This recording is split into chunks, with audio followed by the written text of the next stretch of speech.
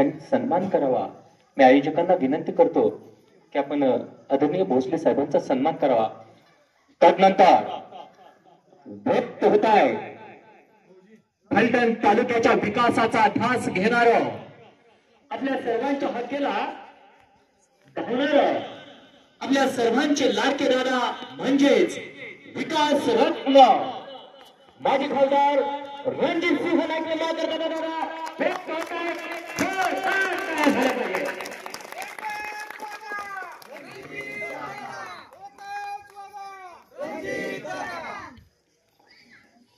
वडगाव येथे लक्ष्मी माता मंदिर व जलजीवन योजनेचं उद्घाटन लोकप्रिय आमदार आदरणीय सचिन पाटील साहेब यांच्या उपस्थित पार पडलं असे या ठिकाणी मी जाहीर करतो.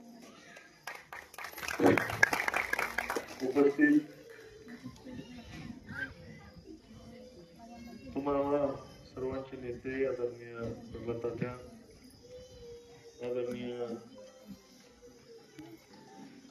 उपस्थित विलास भाऊ, उपस्थित अशोकराव जाधव, तुकाराम शिंदे, सागर कांबळे, सचिन ऐवळेस, अमोल सस्ते, विष्णुपंत लोखंडे, उमर भैया,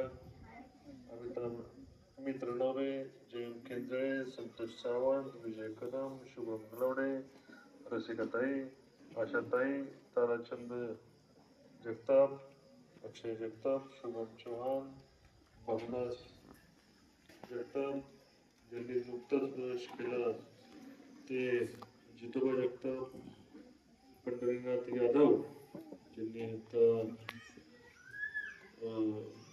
चांगलं मार्गदर्शन केलं, त्यांचे नुकताच ज्यांनी प्रवेश केला ते पंढरीनाथ यादव, मधुकरराव शिंदे, अशोकराव सावंत, शिवाजीराव जाधव, ज्यांनी मध्यंतरी आता प्रवेश केला, सुनील सावंत, लक्ष्मणराव जगताप, उमेश जाधव, मनोज जगताप, शहाजी जगताप, सतीशराव चव्हाण, नितीन चव्हाण, शारदाताई आणि उपस्थित पत्रकार बंधू, नानासाहेब धर्माधिकारी ट्रस्टचे सर्व माझे सहकारी आणि या कार्यक्रमाला आता उपस्थित उशिरा गावांना उपस्थित असणारे आमचे भोसले साहेब,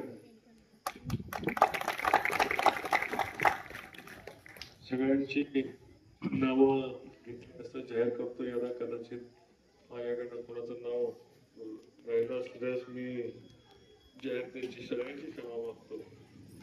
आणि वेगळा कार्यक्रम जसा सगळ्यांना आता या ठिकाणी आपल्याला तात्या बोलले, भाऊ बोलले, आमदार साहेब बोलले की आता खरंच मलाही मी वडगावमध्ये अनेक वेळा आलो, पण अशा पद्धतीचं सर्व गाव एकत्र येऊन गावची लोकसंख्या निम्म्यापेक्षा जास्त गाव या ठिकाणी आज उपस्थित आहे आणि मला भैरवनाथाच्या साक्षीने सांगतो की मी सर्वाधिक आनंदी आहे. जे काय प्रश्न आपण सर्वांनी आमदार साहेबांकडे सांगितले, मला सांगितले, पूर्ण करण्यासाठी कोणती मेहरबानी नाही, तुम्ही दिलेली जबाबदारी, लाडक्या बहिणींनी ठेवलेला विश्वास आणि ते काम करण्याचं आमचं कामच आहे. कुठलाही त्याच्यामध्ये वेगळा विचार करण्याचं काही कारण नाही. जबाबदारी घेतली की तो पाडणार.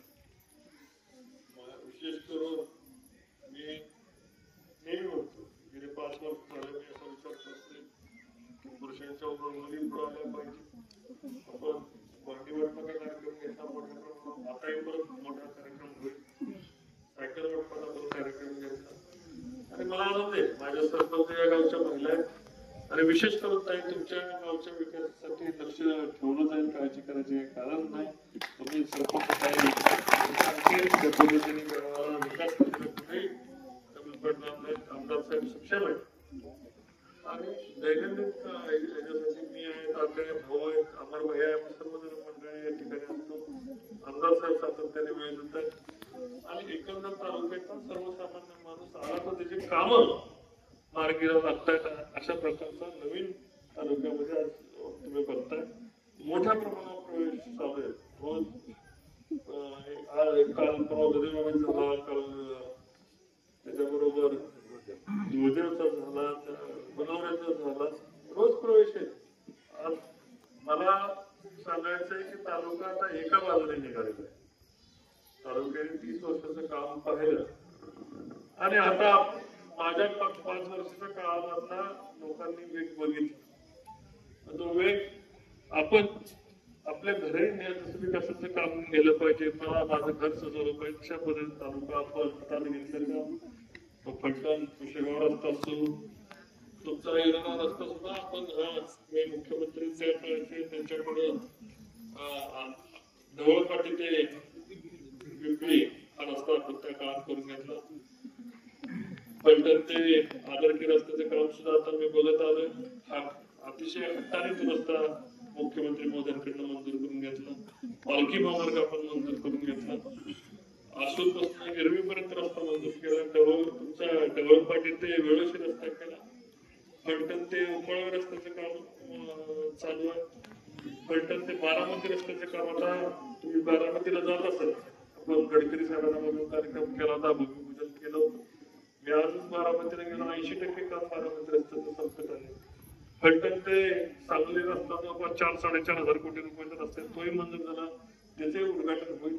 फलटण शहरामध्ये आपण पालखी मार्ग 75 कोटी रुपयाचं फलटण शहराचं काम चालू आहे. त्याचे काम मोठ्या प्रमाणावर वेगामध्ये चालू आहे. आणि आता नवीन प्रकल्प आम्ही घेतलाय. वाड्या मोठे रस्ते तर करायचेच करायचे, पण अंतर्गत रस्ते वाड्या वस्तीला जोडण्याचा रस्त्याचा कार्यक्रम याच आठवड्यामध्ये प्रत्येक गावामधला 1 किंवा 2 रस्ते हे त्या कार्यक्रमामध्ये घेतले जातील.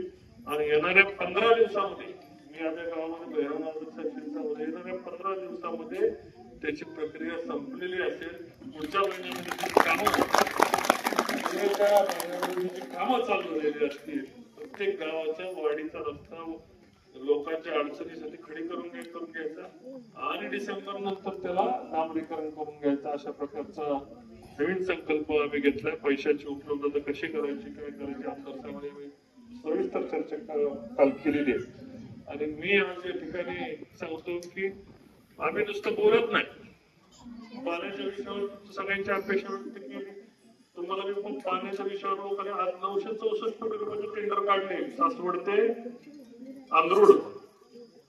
आणि पुढच्या 15-20 दिवसात त्याचंही काम चालू झालं दिसेल. तुमच्या प्रत्येकाच्या शेतकऱ्याच्या बांधावर आणून निरादेवकरचं पाणी देणार आहे. 2 बलकोडी ही 4 महिने चालत होती. 2 बलकोडी आपण त्याला 2 बलकोडीला डोकं चालवून असं कधी होत नाही. भारताचा पहिला प्रकल्प आपण घेतला की एका कॅनल मधनं पाणी उचलून दुसऱ्या कॅनल मध्ये टाकायचं. कोण बघायचं तर काम एकदा हात वरती करा. आता ते काम पाईपलाईनचं काम संपलेलं आहे. कॉन्ट्रॅक्टर पण लकीली इथं आले. इंजिन घराचं काम आता चालू होईल आणि त्याचंही काम 2-4 महिन्याचं काम झालं की 2 बलकोडीचं पाणी आपल्याला बारमाही सगळ्याला कशा पद्धतीने पाणी ते आपल्याला न मिळणारं पाणी त्याच्यासाठी संघर्ष करावा लागला. पाणी आपल्याला माघारी घेऊन यावं लागलं. फलटणला कधी आरटीओ ऑफिस नव्हतं, आरटीओ ऑफिस आणावं लागलं. जिल्हा न्यायालय कधी नव्हतं, जिल्हा न्यायालयाला आता तुमच्या सर्वांसाठी जिल्हा additional collector office, additional SP office हे सुद्धा फलटणला येणाऱ्या वर्षामध्ये आलेलं तुम्हाला दिसतं. या ठिकाणी आणलं. आपला तालुक्याचा नंबर वेगळा केला आणि फलटणचा जिल्हा करण्याचा संकल्प आपण त्या ठिकाणी सोडला. तुम्हाला लोकांना 70-80 किलोमीटर लांब जावं लागणार नाही याची काळजी आम्ही सर्वांनी मिळून घेतली.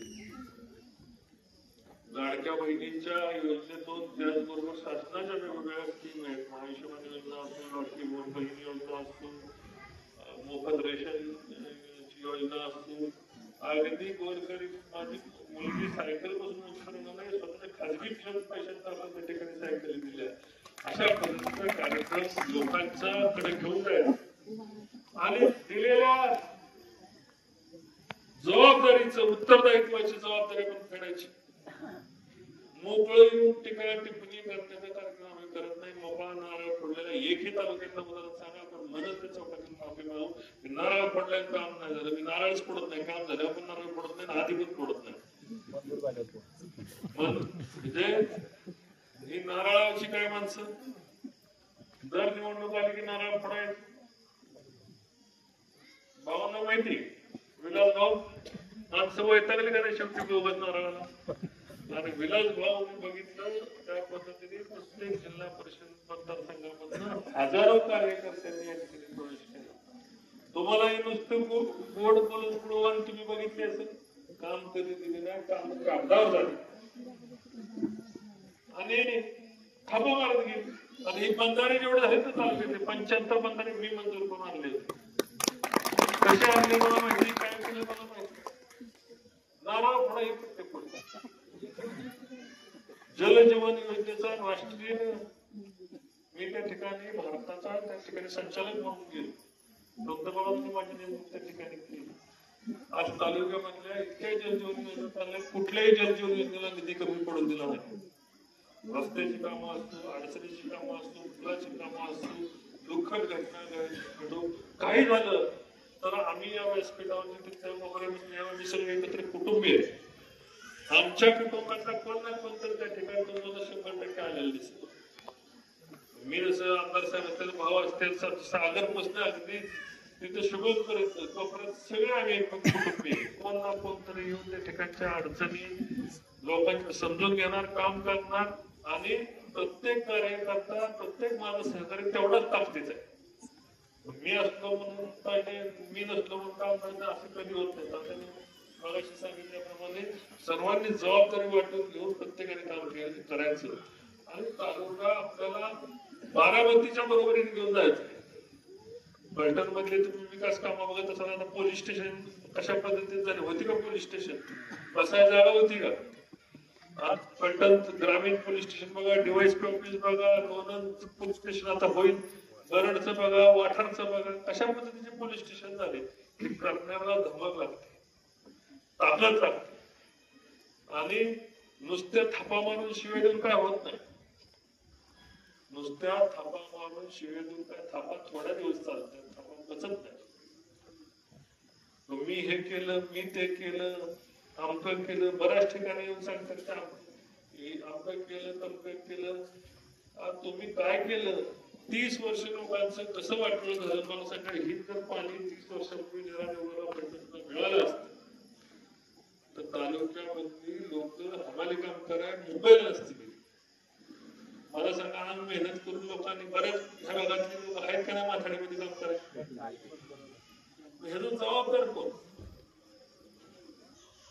कमिन्स कंपनी आली, कमिन्स कंपनीमध्ये कोण मलिदा खाते तुमची सगळ्याला माहिती, मला काय वेगळं सांगायची गरज पडत आहे.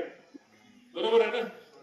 पोरं आपली कष्ट करते, मलिदा मुरुगले घेऊन जातो गटोळ बांधून आणि ही बोकत मलिदेवरच आहे. कशाचा मलिदा हिंदी खाल्ला नाही, असं झालं नाही. मलिदेवरचे डोके फक्त बोगस नगर पडायचं, लोकांच्या सुखदुःखाशी काय संबंध नाही. आज यांना तालुक्याने कंटाळून बाजूला फेकून दिलंय. आणि लक्षात घ्या तर त्यांच्याही कार्यकर्त्यांना आत्ताच आवाज व्हा, योग्य दिशेला घ्या. कारण तालुक्यामध्ये लोक यांना वैतागलेले.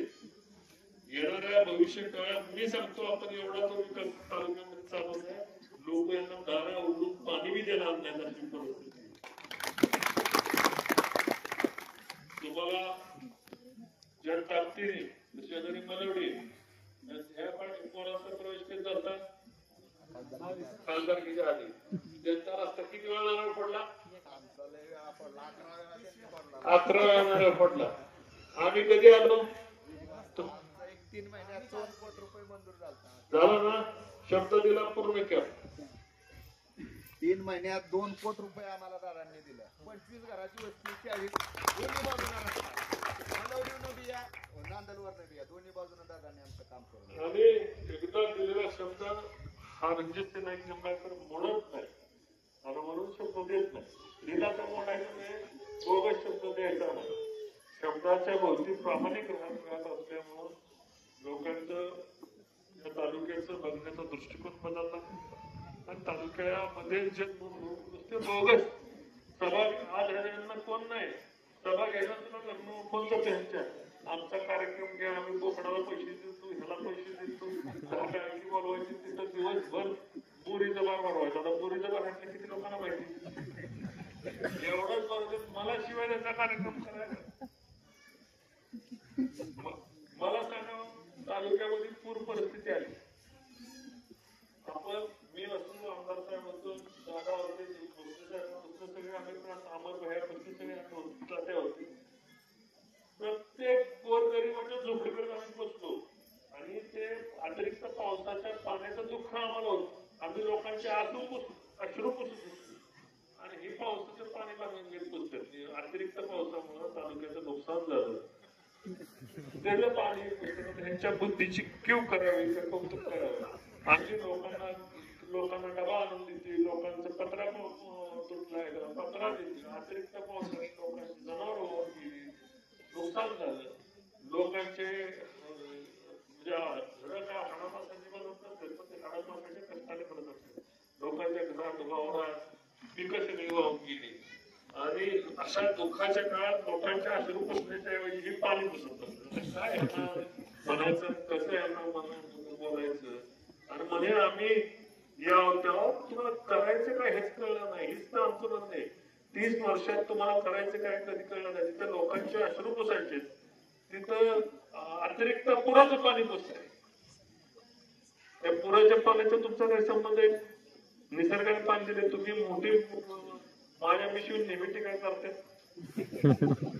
तुम्ही असा कुठला मरदुकी घातली की किती पाणी आणले पुजले पुराचं पाणी लोकांना त्रास झालं पाणी तुम्ही पुसता मला त्याचं आश्चर्य वाटलं मी ती बातमी बघितल्यावर मी हसायला लागलो आणि म्हणून म्हणजे यांच्या बुद्धीचं कौतुक करावं क्यू करावे ठीक आहे आपण मला आजपर्यंत उघडलं अनेक वेळा माझ्यावर टीका होते तर मला भारतीय जनता पार्टीचं खासदार नसलं तरी मला राज्य सन्मान आहे केंद्र सरकार राज्य सरकार संरक्षणाची जबाबदारी उचलते आता ही यांना संरक्षण मिळत नाही मागून आणि हे माझ्यावर टीका करतात पुढं माझी गाडी म्हणतात पोलिसांची गाडी आणि पोलीस कुणाला संरक्षणासाठी घेतो की ज्याच्याकडं काय झालं तर लोकांना त्याच्या लाखाचा पोशिंदा कोण असेल तर त्यालाच राज्य सरकार संरक्षण देते की संरक्षण झालं पाहिजे अडचण नाही आली पाहिजे आणि मला संरक्षण ह्यांच्या पोटात दुखतं कळणार म्हणजे ह्यांना मागून मिळत नाही आणि मला संरक्षण असलं हे कसं काढायचं ह्याचं संरक्षण काढून तुम्हाला काय करायचं ते सांगायला ना म्हणजे अनेक गोष्टीसाठी काय आपण बोलतो कोणासाठी बोलतो काय करतो कशाचा मला बोलतो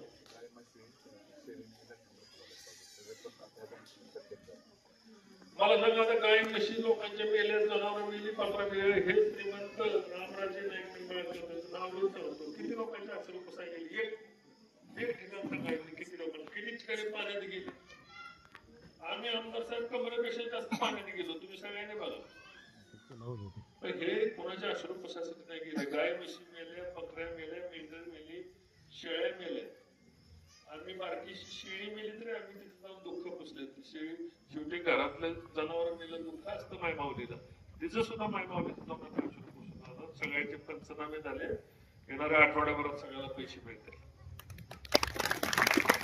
काम अशा पद्धतीने करावं एवढंच मी तुम्हाला सांगतो वडगाववाल्यांचे सगळ्यांचे मी मनापासून हृदयपूर्वक सगळ्यांचे मी आभार मानतो आणि आपण कार्यक्रमाला मोठ्या ताकदीने उत्साहाने स्वागत केलं आणि तुमच्या अपेक्षा भंग होऊन देणार नाही श्रद्धेय चरणी देतो जय हिंद जय महाराष्ट्र धन्यवाद.